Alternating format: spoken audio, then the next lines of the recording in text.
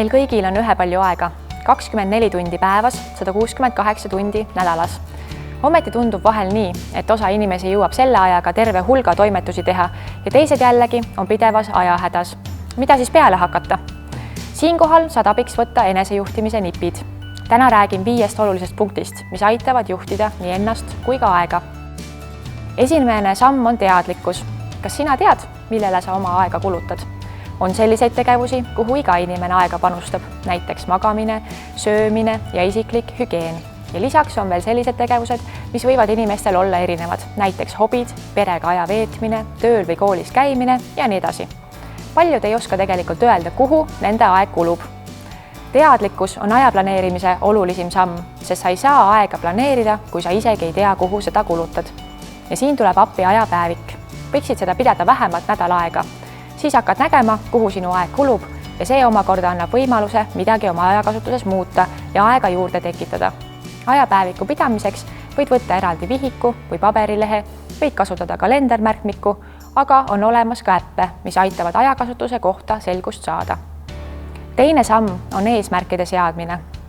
Sa ei saa otsustada, kuhu kulutad oma aega, kui sa ei tea, kuhu üldse minna tahad.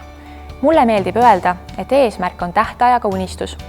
Kui minu unistus või eesmärk on saada õnnelikuks, siis kas see on hea eesmärk?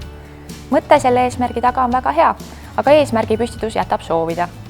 Üks viis, kuidas seada korralik eesmärk, on kasutada SMART-skeemi. See tähendab, et üks eesmärk on spetsiifiline, mõõdetav, ajastatud, realistlik ja eesmärgi taotlejale tähtis. Eesmärke võib olla suuremaid ja väiksemaid ja tasub meeles pidada, et eriti suure eesmärgi, näiteks õnnelikuks saamise, saab teha alati väiksemateks osadeks. Kolmas ja kõige raskem samm on valikute tegemine. Selle sammuga tuleb leida tasakaal hetkes elamise ja tuleviku nimel elamise vahel. Seega on vaja vastu võtta tarku otsuseid.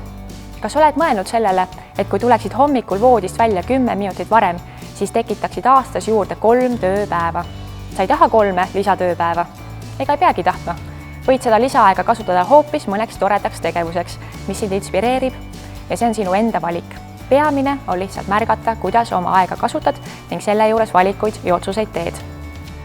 4. samm puudutab multitaskingut ehk üheaegset mitme asjaga tegelemist. Millegipärast arvatakse, et rööprähklemine hoiab aega kokku. Uuringud on aga näidanud, et mitut ülesannet korraga täites kulutame ühele ülesandele tegelikult 20–30% rohkem aega ja lõpptulemusena täidame mõlemad ülesanded kehvema kvaliteediga. Aju kulutab vähem aega ja energiat siis, kui keskendud korraga ühele asjale. Eriti hea oleks teha seda tegevust järjest ja ilma segajateta. Nii et pea meeles, kui võtad käsile olulise ülesande, siis pane telefon hääletuks, Facebook kinni ja ka muud segajad kõrvale. Nii saad oma töö valmis kiiremini ja väiksema energiakuluga. Selleks, et kõik vajalik saaks tehtud, on hea koostada to-do-liste ehk täitmist vajavate ülesannete loendeid ja panna asju tähtsuse järjekorda. Jällegi võid lisaks märkmikule ja kalendrile abiks võtta mõne äpi. 5. ja viimane punkt puudutab asjade edasi lükkamist. Asjade edasi lükkamine on tavaline ajaraiskaja, mis ei luba sul oma eesmärgi ja unistuseni jõuda. Mida siis ette võtta? Mõtle läbi, miks see ülesanne on oluline ja kuidas selle tegemata jätmine sind mõjutab.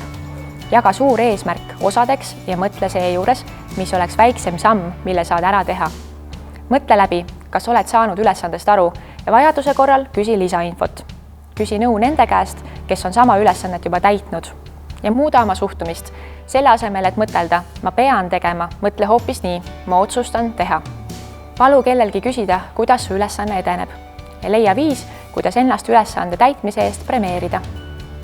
Loodetavasti avastasid mõne toreda nipi, kuidas ennast ja aega juhtida nii, et kõik sinu unistused saaksid teoks.